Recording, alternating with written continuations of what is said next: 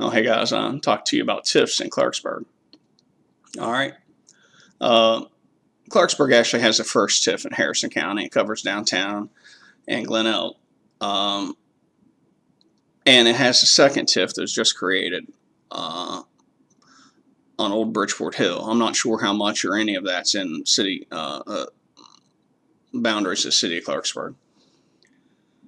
But I don't think any money's been borrowed against it, so it's just sitting out there as a kind of an empty legal thing. Clarksburg's TIF has been active for a while, and some of the money out of it was drained down to build the Robinson Grand, but recently it's been used to do demolitions. And the boundaries of the TIF, especially back up on the hill, like behind WI and behind downtown, are really weird and includes a lot of like residential streets, and I wouldn't think of as being the downtown. And maybe they were expanded or intentionally put out there to pay for demolitions. I don't know, but I'd be interested in find out. So what's the relevance to Clarksburg and city council race, anything like that? The original purpose of the TIF, of course, is to increase the tax value of area. And they were created as a way to fund the redevelopment of inner cities. They've been adapted to pay for suburban uses, which goes beyond the original point, and it's part of the reason why California abolished them. But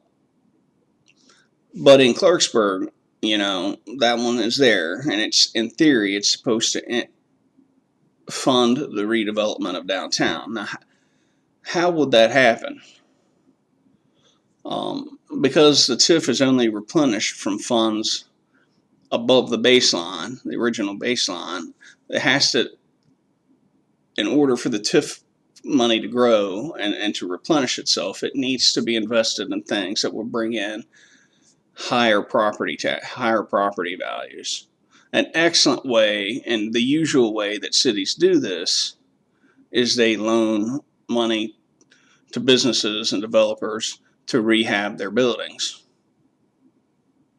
because that will raise a dilapidated building. Let's say it's worth, in theory, $100,000. You can suddenly have it worth be $500,000 just by doing $200,000 in fixes or something like that. It's really kind of a great way to bring old downtowns back. Now, how are we fucking it up? Excuse my language. Well, we're investing in demolishing existing buildings, which actually brings the value of the TIF down from baseline. And so then we got to go out. Any new development has to go find money to bring it back up to the baseline and beyond the baseline. So if we bring a building down and it only becomes a parking lot, we call that development.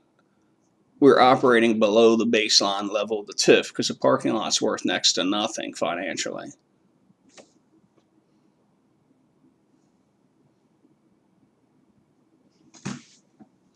Holler at you later.